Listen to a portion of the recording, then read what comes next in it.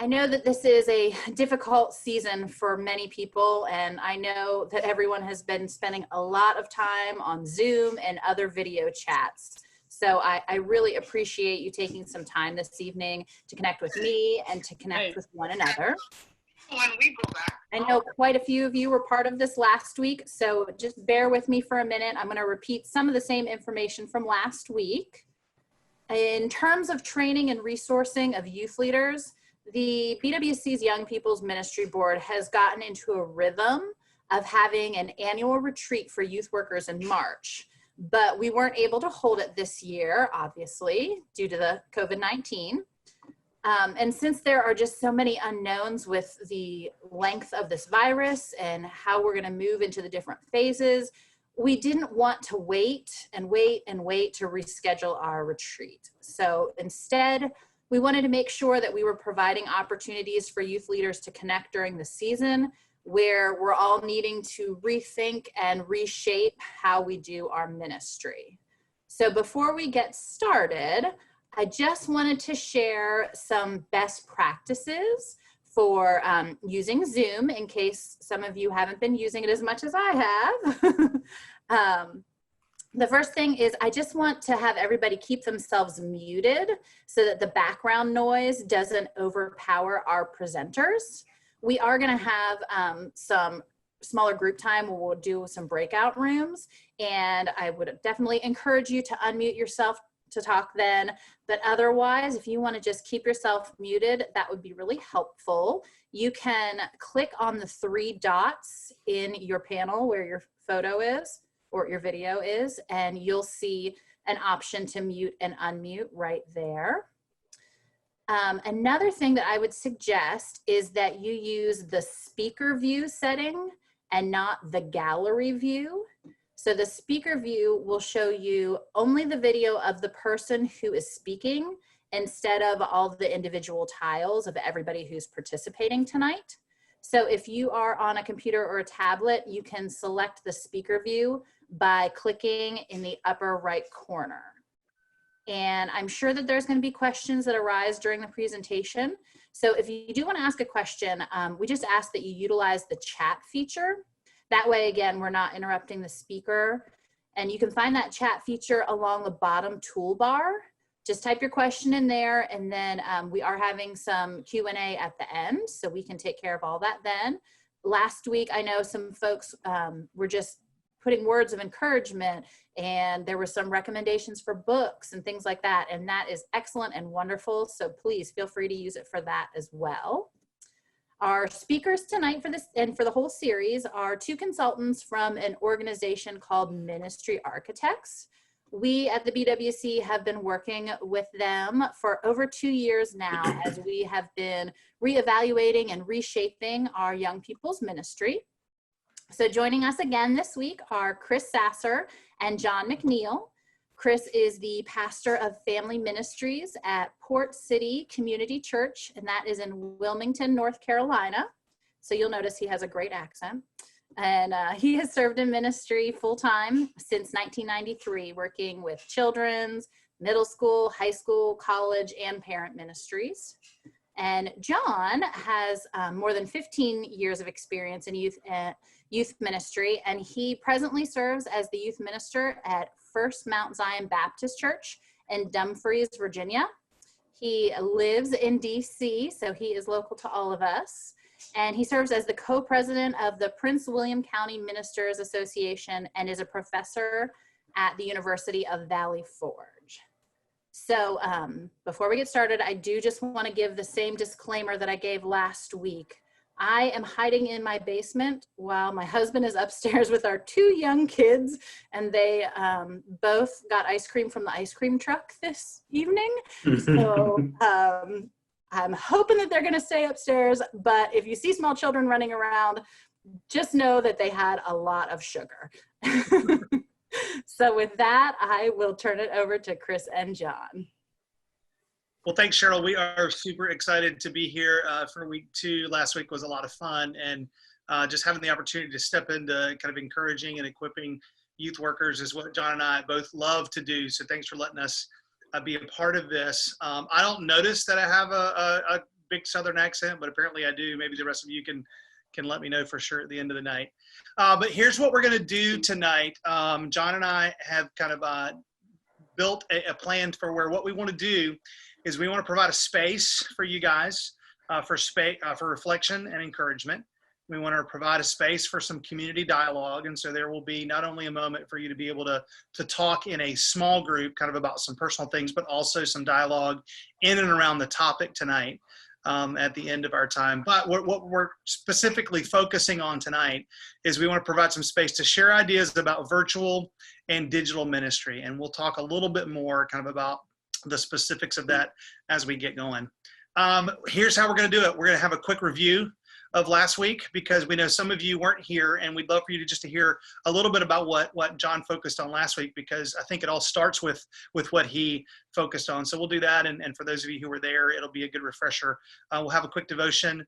We'll then go into our groups where we can share a little bit personally. We'll have probably a 20 or 25 minute presentation about the specific topic, and then we'll go into a Q&A. So that's kind of what we are doing tonight. I'm excited to be here, and at this point I'm going to turn it over to John, who's going to start with our devotion and kind of review of last week. Okay. Welcome everyone. So let's start with a quick review. Last week we emphasized that as youth leaders, as youth workers, we have the tendency to want to help and assist others as we're called to do. But sometimes it's to the neglect of ourselves. And so the focus last week was on self-care. And last week we focused on loving our neighbors as ourselves, but it required, as Joshua Liebman said, for us to love ourselves properly first. We also use the image of when we were on a plane, we're given the instructions to take care of ourselves and put on our mask first before helping and assisting others. And there was a poem by Rita Dove, The Day Star, where the main character, mom, took a moment to reflect and to find this space of solitude that she was able to return to later in the evening. And so I just want to check in with you to see how'd you do with the space of whether prayer or self-care this week or Bible reading. How did you do with that? And are there, just say, one or two folks who would like to share with us?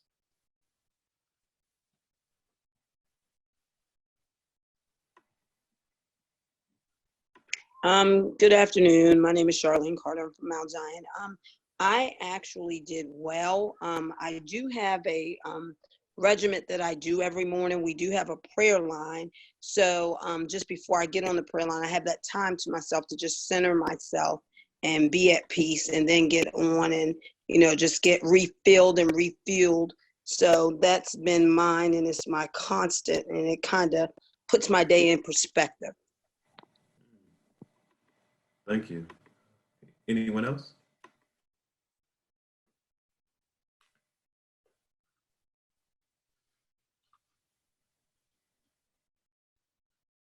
All right. Well, I'll say there is a church that's in Savannah, Georgia, and they offer prayer calls at 7 a.m. and 7 p.m. At night.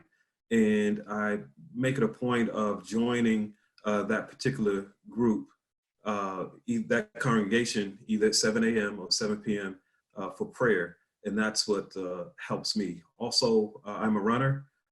This year, I've registered for the Marine Corps Marathon. As you all know, it's uncertain, up in the air. However, I run every morning, and I take that time to pray. And so that's sort of my day start.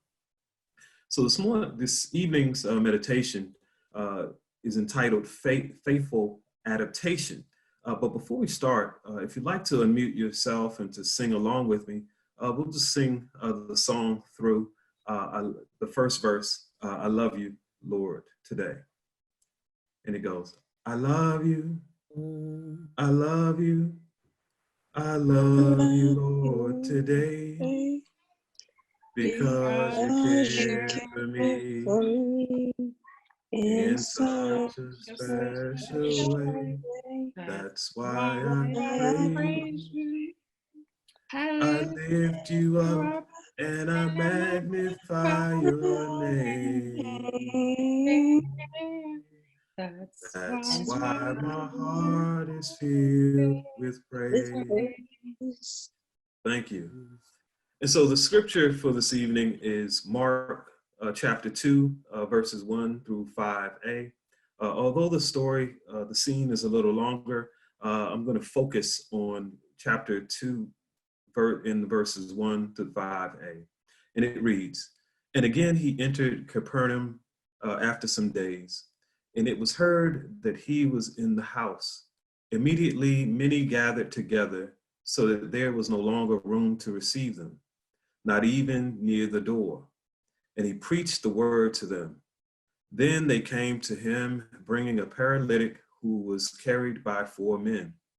And when they could not come near him, because of the crowd, they uncovered the roof where he was." Speaking of Jesus.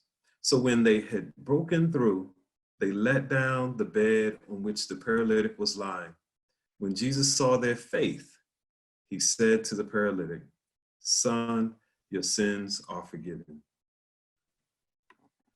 My favorite novel is Zora Neale Hurston's Their Eyes Are Watching God. To me, it's a compelling and enjoyable story that doesn't get stale or grow old because its central character is on a lifelong journey towards love, personal fulfillment, and community development. Some would probably call me a fanatic or say I'm doing too much. Let me explain. I have read the book a few times. I've memorized the opening page in the story's plot. I've seen 2 performance versions, plays. I've seen a movie version and the made-for-network television version that was produced by Oprah and starred Halle Berry. In other words, I've read the book so many times that I know when someone comes close to the original book of presenting a faithful adaptation or makes any changes or takes directorial privileges, an unfaithful adaptation to Hurston's book. In our story, the 4 men have the clear mission to carry their companion who is paralyzed, who is in need, to encounter Jesus. The 4 men reached the house where Jesus preached and noticed that the house was crowded. The 4 men could not get close to Jesus because the crowd obstructed their anticipated way or the path towards being with Jesus. Mark doesn't provide any details of the conversation between the 4 men, whether they were discouraged or encouraged. We just don't know. But what we do know is that the 4 men had to determine how to complete their mission and work together to accomplish it. The 4 men had to adapt to their current situation. Again, they had to remain focused on the mission of ensuring that their paralyzed companion would encounter Jesus. We youth leaders can relate to the 4 men's experience. For the most part, we can't meet with our youth or with our families at church, speak to them in person, or provide some of the typical ministry occasions. But we must faithfully adapt. We must figure out how to disciple youth and families in this different and abnormal context caused by COVID-19. In our context, we must consider the rules our ministry houses in order to provide occasions for our youth and to encounter Jesus. In our context, we must faithfully adapt in order to discover God's agenda in this season. In our context, we must discern what creative ways are pleasing to God. We must figure out how to faithfully adapt to our context. Amen. John, that's great because I think that's what we all have to do all the time, but it is really accentuated right now. It's figuring out how to faithfully adapt to what God's called all of us to do. And so that's some of what we'll kind of specifically talk about in a few minutes. But for now, what we're going to do is we're going to head into some different Zoom rooms, if you will. and have a chance for you to be able to share. And so the questions are on the screen. I don't think they'll be with you when you go, so someone in your group's going to have to remember these, but they're not hard. Number one is, how are you and your family doing this week? And number two is, what are some ways that you see God moving in this season, either at home or at church? And so I think we're going to spend probably 10 or 12 minutes in these groups. And so if you're going to share, the way I like to say it is talking short sentences and not essays. We do want to kind of hear from everybody, but we also want to give everybody a chance to be able to share in some way. And at the end of tonight, we'll, do some prayer and take some prayer requests for people. So with that, Cheryl's going to send us to our rooms. And after that, we will come back and talk through some specific stuff with digital and visual and virtual ministry. Yep. So you guys will probably see there's going to be a little notification come up. So just accept it so that you can head over to your room here, and then I'll bring us back together.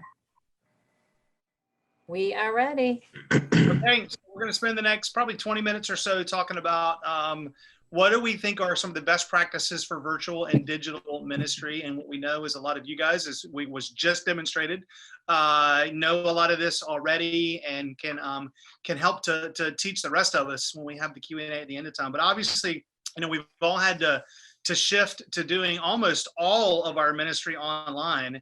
And for some of you, maybe you were well positioned to do that. Your church was already there, or your ministry was already there. And so it's kind of an easy transition. One of the things that we do know, though, is for others, it's a big jump. You kind of, you know that all of this stuff is there, and you know that people are on it and they use it kind of during normal life, but it hasn't really been a central piece of what you've done in ministry.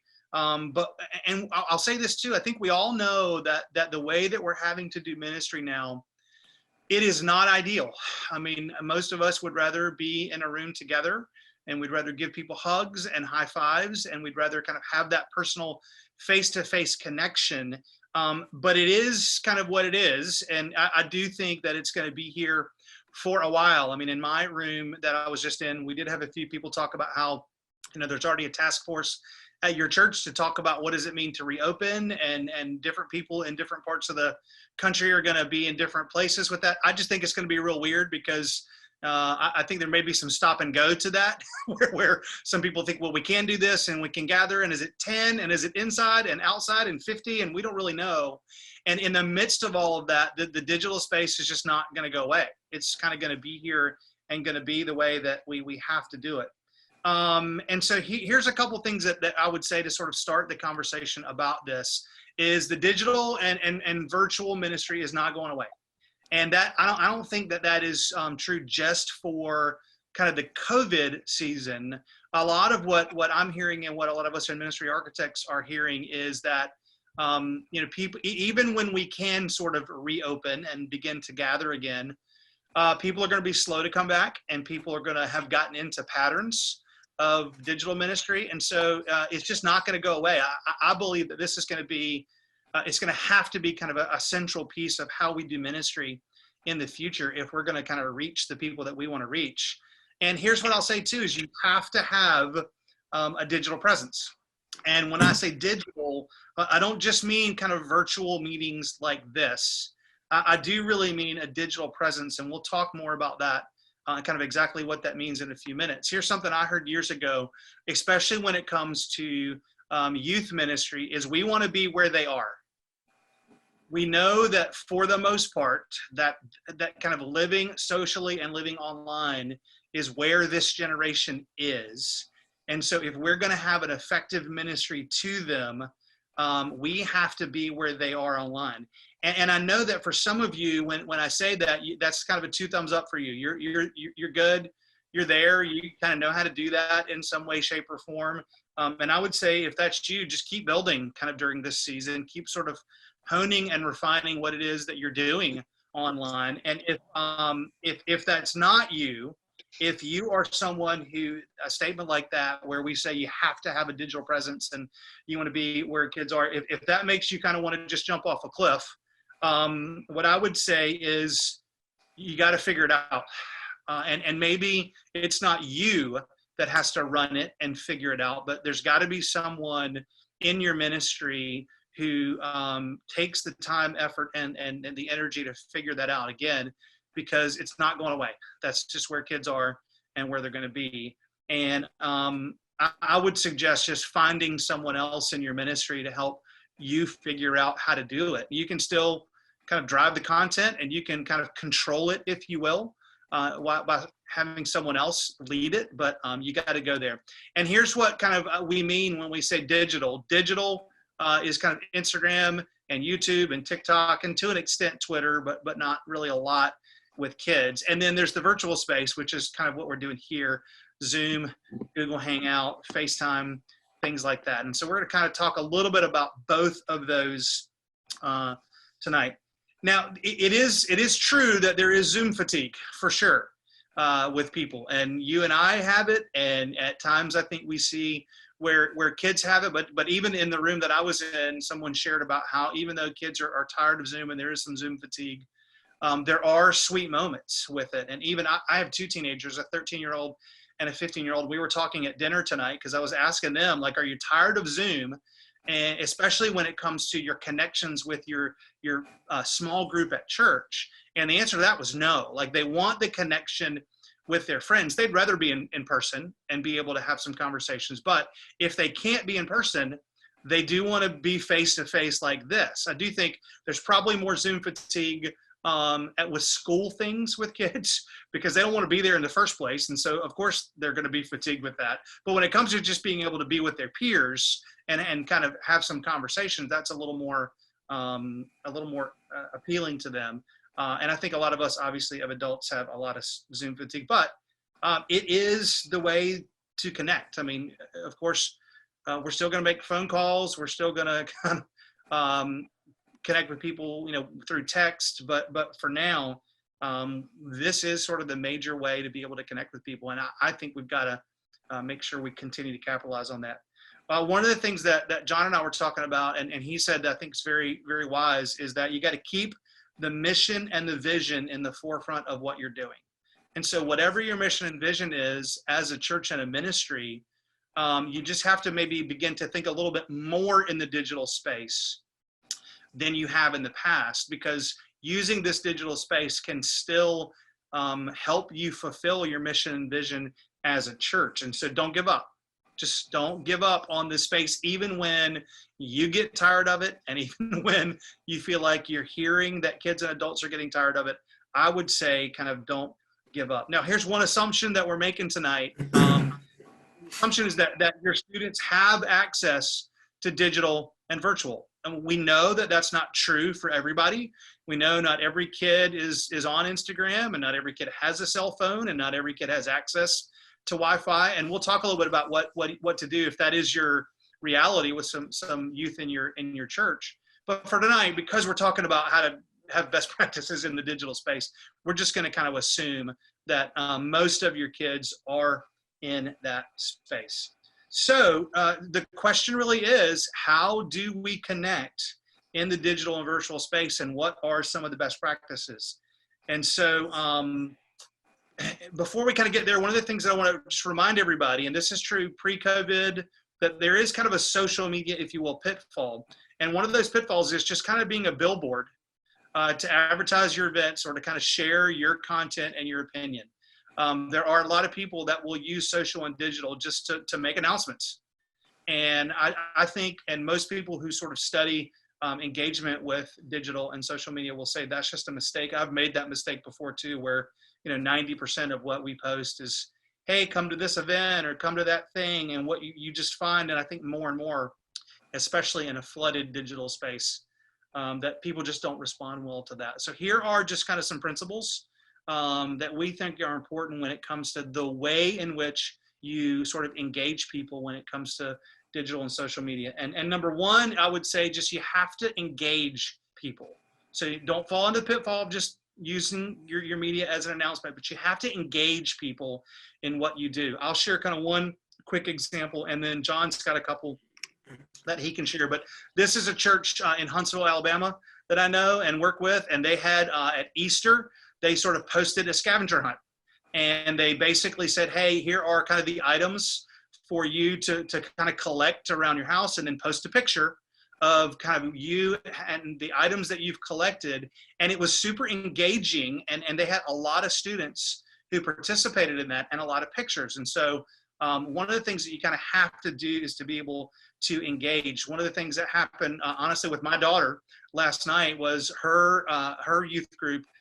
They did something on Zoom, but it was a game that they could play, and where they had to kind of go grab this item from your house and run back and show it in front of the screen. Go grab some toilet paper, and they had to run and get it and show it here, or go grab something that's blue and run back. And she was literally scampering all over the house, super engaged in what was going on, and it just sort of drew her in a way that is a little bit different than just maybe sitting on a Zoom call and listening to someone speak to them would be.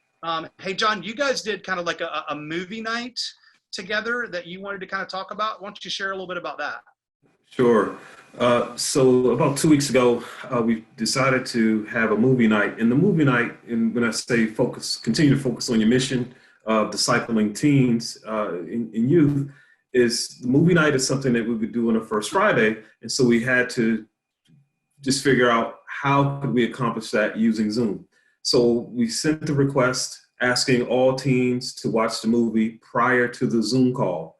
And then I asked 2 volunteers, which I refer to as spiritual guides, to then serve as facilitators for the Zoom call. And so we set the call for about 45 minutes just for discussion and reflection. So we weren't able to watch the movie together. Another thing is that engaging parents. So that's something that you do, or you discern that you should do. Engage parents, but find a creative way. If there is, we're used to hosting retreats for your middle schoolers and then high school retreats. And so you can still host that, but make it all virtual. Still have spaces of time and then consider how you can provide a break, provide reflection, and then provide ways of engagement through that. The other thing is that as youth workers or youth leaders, an important aspect of the work we do in a part of our larger mission is to evangelize. And so we can still ask our youth group to think outside of our church members. They can ask or share Zoom passwords or meeting times and dates with their friends. And so we can still use it as a space to evangelize. Yeah, I think that's great because we know that their friends are looking for stuff to do. And so in some ways, we have less quote unquote competition now than we ever would, because all kids are looking for something to do. So that's a great kind of word to encourage our kids to invite their friends to join us in these spaces. So just think through what are ways that you can engage students kind of digitally and virtually instead of just sort of posting stuff. The second thing is encourage people. I mean, it's a great opportunity to encourage people through either just simply posting a scripture reference or a quote from a book. I mean, there's so many things that you can do on a regular basis to be able to just kind of encourage students in this moment. And then kind of a way to combo kind of encourage and engage them. This was great from a church, that same church in Huntsville, where they're asking students, who can you encourage today? So not only can you encourage your students, you can then invite them into encouraging other people. And so call or text a reminder to someone that they're not alone. You're giving students a way to really do ministry. And then what I know this church did is they kind of collected some of those stories around how students are doing the evangelism, how they're doing the kind of the care. It doesn't just have to be the adult leaders who are doing that. It can be the kind of the students doing it as well. And we have the opportunity in the digital space to be able to kind of encourage them to do that. The other thing you can do just sort of practically, and I hope you can tell these are all practical ideas for you to be able to do, is just celebrate students. And there's a lot of different ways to do that. So I know this church, they had a Instagram live, kind of that was their youth group. They had an opportunity for kids to share their talents over the course of a number of weeks.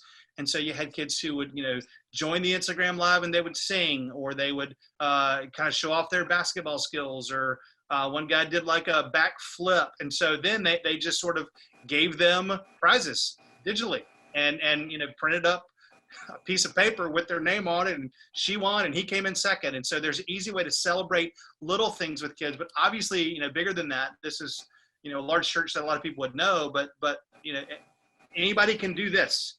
And I know a lot of you already are kind of thinking about ways to be able to celebrate seniors, especially who have lost so much in this space. And John, I know as we kind of plan this, I think you have a heart for 12th graders, especially who are in some unique circumstances and have lost a lot. You want to speak to that for a moment and how we can celebrate them?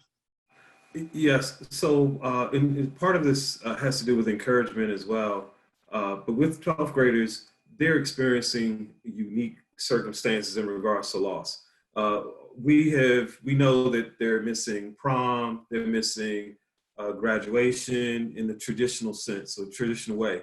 I have a couple of, I've had conversations with a few high school athletes who look towards the senior year as a time to shore up or to confirm or solidify their standing in a coach's eyes or in, if it's a dance director's eyes. So regardless of the activity, they wanted this time to use this time, or they looked at it as a time to look forward and to perform well, but they've lost that. And so it's a time to encourage, but also to celebrate. And it's an opportunity for us, the youth leaders, to be sensitive to what's happening in their lives. Yeah, so true. Okay, just a few more. You can give kids an opportunity to serve still through the digital space. One thing that this is actually at my church, quite honestly, and this young lady, Chloe, there was a camp speaker who they knew from camp for a number of years who got sick, actually got COVID-19, was in pretty bad shape, kind of rocked kind of their world. And so this young lady decided, what I want to do is I want to collect videos, short videos from adults and from students so that I can put together a video to send to him to encourage him. And so we basically gave away our platform to her, where she created a video and she encouraged and invited other students to be a part of it. And so for her, it was serving someone who in the past had served her and just kind of meant a lot to her. And there's a lot of different ways to involve students in kind of the serving and in stepping into sort of owning this space a little bit too. I've seen other churches who are allowing students to serve through like providing the devotions, and either it's a written devotion or a quick video that they post on YouTube and kind of link to it to where it's a student talking to the students about their faith in God and encouraging them. And so it's a great way for them to serve. This one is a church who kind of created a serve at home Saturday, and they sent kind of a list of things that kids could do to serve at home. And then they kind of had kids submit the pictures of that, and they kind of told the stories of that. So a lot of creativity can be generated around serving at home or serving in general, if you want to kind of do that. Hey, John, you had kind of talked a little bit about kind of consulting volunteers and the youth council and teenage leaders on things in that realm. Talk quickly about kind of some of your thoughts on that. Yes, so that's a good way to continue to keep everyone involved. We're planning something to counter the loss of the graduation. Well, annually we have a launch, a 12th grade, a senior launch and barbecue. And so that launch and barbecue, a blessing, is now transitioning into a in-person parking lot blessing. And so I consult our youth ministry volunteers and spiritual guides in order to develop that occasion for them. Also, we have an ongoing youth council that's comprised of 6th through 12th graders. And so I've had individual conversations in order to see where they stand, to hear from them in order to continue to develop the ministry and discern what's relevant, what's current. And that's a way to include them and to involve them in a sense that also provides a sense of normalcy for them, because they're used to conversing with me all the time via text or email, and this continues the conversation to let them know that we can move forward together. Yeah, and especially in this time, it's just great to ask them, hey, like what's working for us, what's not working, kind of in the normal rhythm of ministry. We sometimes feel like we kind of have our program, we have our patterns, and we sort of know, we get input from kids all the time, but man, is now a great time to really hear from them about whether or not. And Chris, and just yesterday, this may seem like a frightening question, but I asked our teenagers, how are the adults doing? I said, whether at your church, whether church leaders, whether in government, in your neighborhood, or even parents, I asked the youth, how are the adults doing? And I received some interesting questions, but that involves them. Yeah, that does. And it leaves them needing counseling, right? Well, speaking of that, don't forget parents. And this is one that it drives me nowadays. I've been in youth ministry essentially for over 25 years. And I'm more today, I believe that we in the church world need to partner with, pay attention to, encourage, equip parents. And we have to figure out ways to do that. And so, in the digital and virtual space, we can do it. This is a church that I've had the chance to work with in St. Louis. And I don't know if you've seen this, but John Krasinski does this thing called Some Good News that is just funny and lighthearted and encouraging. And so what this church wanted to highlight that, especially when he was doing the prom a couple of weeks ago. And so it's just, ways to engage parents. And I would encourage you to try to find, and I know a lot of you have newsletters that you send to parents and whatnot, but try to find kind of more avenues and platforms in the digital space to be able to communicate to parents and encourage them. And if you want to talk more about that, please contact me, because that's kind of my heart in ministry, I think, for the next 20 years, is helping the church figure out how to do this better, because I think we've got to do it. I know I missed the boat on it, but you can post things that are just encouragements and letters to parents. You can send them things. There's just a whole realm of things that you have to do with parents that we just don't want to forget. And then the last thing is just have fun. This is a time where, because things are dragging out in some way, just have fun. This is a church that did a talent show via Zoom. There are easy little things that you can buy online. I know Download Youth Ministry has got some great kind of games for sale that you can use. This is the one that my daughter got to play in her church last night, and it was so much fun. And so don't shy away from just having fun with kids in the digital virtual Zoom space, because they need it right now. I mean, in some ways pressure is off because of kind of school and sports and things like that, but in other ways there's kind of a boiling pressure of like what's next and what's coming down the pike, and they just don't know. And so in some ways I think we kind of just need to have fun. Two things that I just want to kind of say quickly, and then we'll go to Q&A. I think what people really need in this space is something. What we're used to providing in the church is content. We're used to being, in some ways, a content creators and curriculum, and giving them the information. And the pitfall in digital ministry is we do that louder and kind of more. What people need is they need connection over content. That's what I think we're hearing over and over again. And so figure out in the digital space, because it's all we got right now, virtually, how can you provide connection over content? It's more than them just coming to the Zoom Bible study to listen to you exegete John chapter 2. It is the connection that they're looking for more than anything else. And so that's what people really need. And then the other thing, I think how we need to think differently as the church, and this really doesn't matter what size your church is, but we're really good at thinking corporate. We're really good at thinking, well, let me make sure I get the kind of the mass email right. If we're in the digital space, let's spend some time on what the digital communication, what are the things that are going out to everybody? Like what needs to be printed in the bulletin that everybody can see? We spend a lot of time on that, but what maybe we might need to do in this time and even going forward is we've got to think customized over corporate. Because we know that people want the individual conversations. They want the phone call. They want the individual attention. They want the relationships with people in the body of Christ who love them and who want to encourage them. And so I think we got to think connection over content. We have to think customized over corporate in this space. And so Hopefully, kind of some of that is helpful for you guys, just some practical suggestions and ideas of some best practices. And let's just take a few minutes to open it up and you tell us, like, what are some things that you're doing virtually and digitally that are working well? And then, what questions do you have, or what do you need to talk about with us as we kind of close up our time together? We've got 7 or 8 minutes left.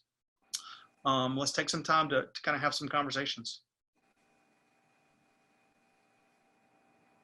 Anybody want to share something that you've done that's worked well digitally or virtually? There's been share a couple things in the group chat. There's been some really great sharing on what sort of people have worked on. So I don't know if you want to, if there are people who haven't shared there, that would be great.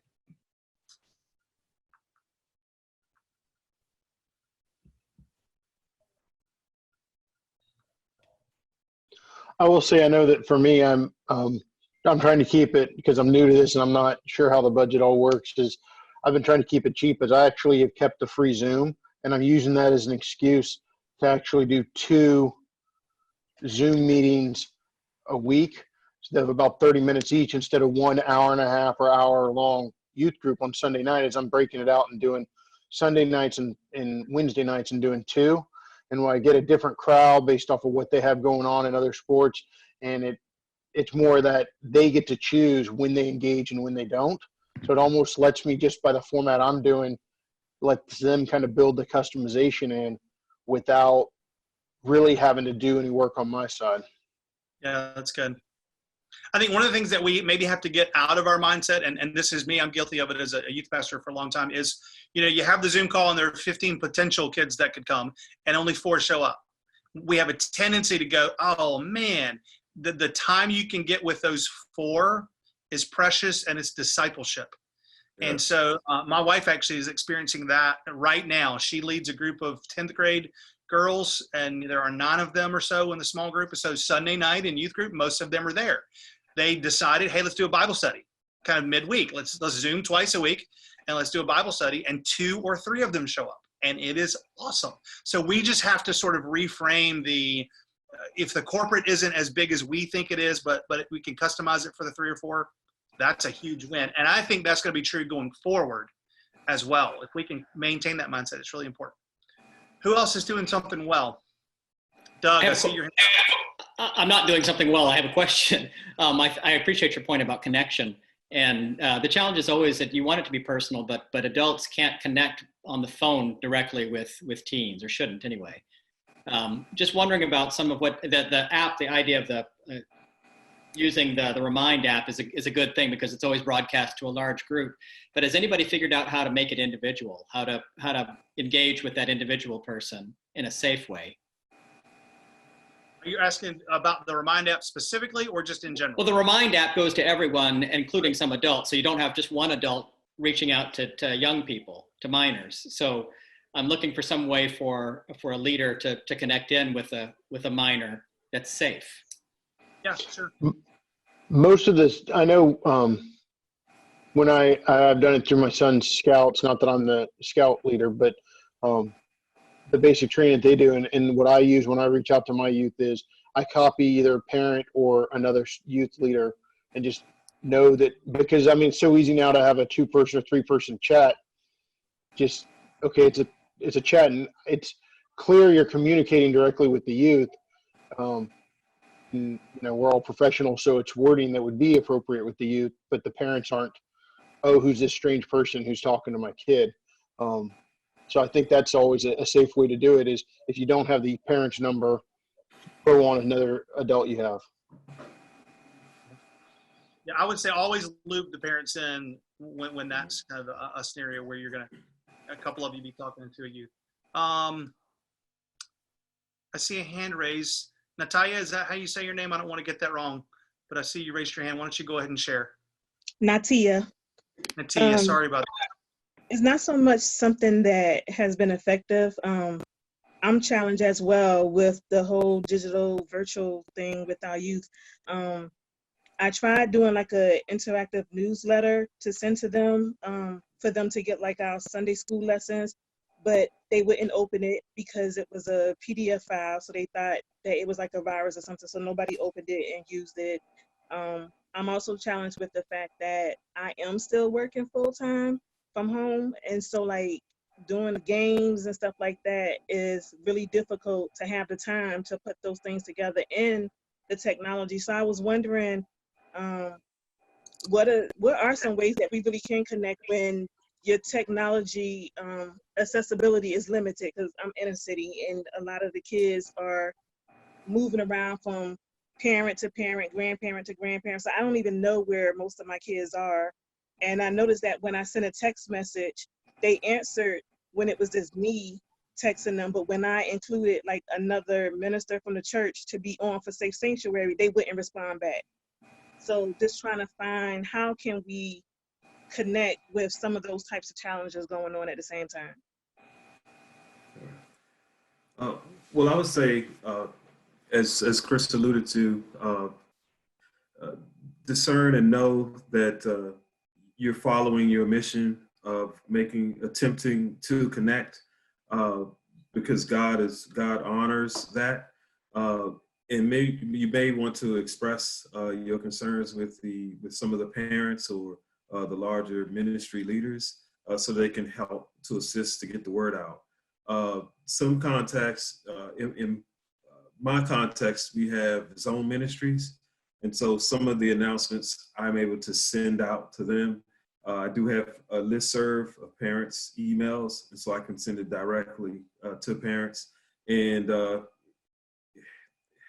it always seems to happen that after I send an email or something, a parent will still ask, are we still having these calls? And so parents are busy too, and so they miss some of the notes. And I would say just keep making that effort, and you'll make connections with those who you will. Okay, it's right at 8 o'clock. So let's see if maybe there's one more person who wants to share or ask a question. And you know, we said this last week. I want to make sure everybody understands this. John and I are with you for these 6 calls, but if you want to connect offline and we can help you in any way, please reach out. Cheryl's got our information, and we'd love to kind of be able to do that, so we don't have to just be limited to this. But anybody else real quick want to ask a question or share something? One of the questions that came in through the chat was about TikTok, that there was some concern about using that. So I know there are some folks on here who do use it, and I could see from the chat that there are some who also do not. So I didn't know if anybody wanted to sort of weigh in on their experience and their use of TikTok.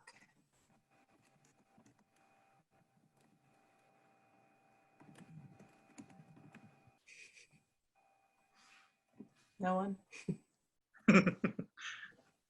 I listed it simply because it's where kids are. And so I just think it's something that we need to be available or aware of. I don't know. I mean, I'm a little indifferent as to whether as a ministry we ought to use it, but it is a tool that's available. And we know that kids are spending a lot of time on it, but I don't know that I can point to a way it's been done well or any particular, I guess, guidelines to it. I can dig into that, and we can kind of throw it out next week. One of my leaders suggested that we go use like a TikTok video contest, like instead of a live talent show, and have the kids submit like a short TikTok video to me to screen, and then we'll put them up, you know, and just show them one night all together, and let the kids vote on, you know, several different categories, you know, goofiest or most, you know, most dramatic or whatever, so that it's kind of a little talent show like contest. I have a real hard time getting my kids to do anything with me on social media. I put stuff, we do have a Facebook group. That's mainly their parents though. I did have an Instagram. I guess it's still there. I haven't used it in a really long time, but none of my youth ever really signed up to follow it. They're afraid that I'm going to see what they're putting up and comment on it, and then, you know, they're all embarrassed. So I don't know. I have a really hard time reaching out with social media with my kids. I'm on Snapchat. I have like 3 kids who are on Snapchat, and their parents know, but I don't. So Candy, I will say, just as a one-time sample, keep using it. I've been that's actually been my primary way of getting kids into virtual youth. I did not use it for my last session. I had 50% lower turnout simply because I didn't advertise it on. Only difference was I didn't advertise it on Instagram. That's the only difference. So they're seeing it even if you don't realize it. Okay. They won't even friend it or whatever. I can't get them to see it if they're not following it. So I have no idea. I do use the Remind app, which is like texting. But yeah, I don't know. Someone else is going to pipe in real quick there, and then we'll sort of close it off. But who else was going to respond to maybe give Candy an idea? Did someone else jump in? You can always ask one of your youth to like take over your Instagram page. Give them the opportunity to run it. And usually it's one of the leaders of your group. Because if they are the one taking it over and they're going to blast it, they'll blast it on their personal page. Like, I'm taking over Hollywood UMC, more of their friends then will follow the page just to see what they are doing. So we did do that, and one of the problems that we ran into was like once they got to being a senior and then they left. We had somebody who did that years ago, and like 2 years ago when we first started it, and then they became a senior and left, and then we're like, okay, who can take it over? Well, in order to take it over, we couldn't figure out how to get, Susie to take it over, from Jeff. We just so because you have to have your own account and all that. It was I couldn't figure it out. And if there was a way, I don't know it. Yeah, I think one of the principles is, like in that situation, Candy, you could have a senior and kind of work with a junior. And so kind of always have someone sort of behind and the two of them working together. I think what's unfortunate, and I hate this, but it's true, is that the less you engage it and the less you sort of produce things on it as a ministry, the less they'll engage. The more you engage it, the more you produce, the more they'll engage. And that's painful, but it's true. And so kind of exactly what Joseph was saying, you got to be there. You don't just need to be where they are. You need to be where they are often. And so that's kind of the way I'll sort of finish it. And again, if anybody kind of wants to have some conversations offline about that, just let us know. So Cheryl, anything else you want to let everybody know? Hope it was helpful tonight.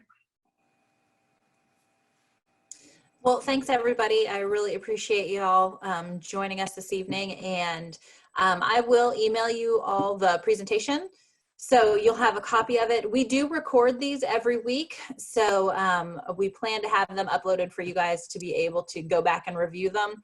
I was actually working on last week's recording earlier today, and I am just not as tech savvy as I thought I was.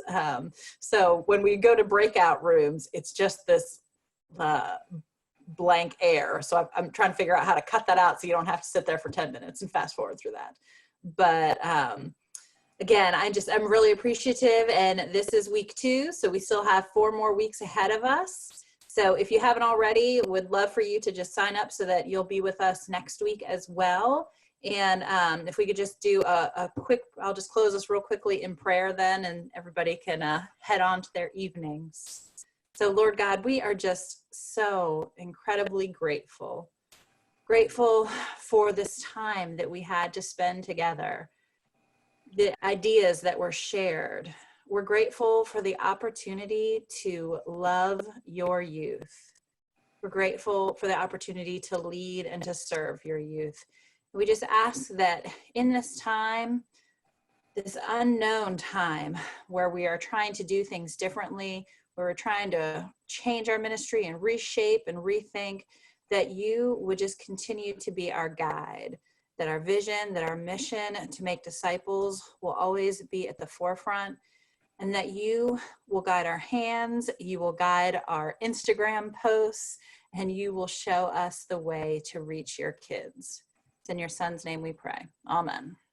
Amen. Thank you, everyone. Thank you. And again, Chris and I are available for any conversations off.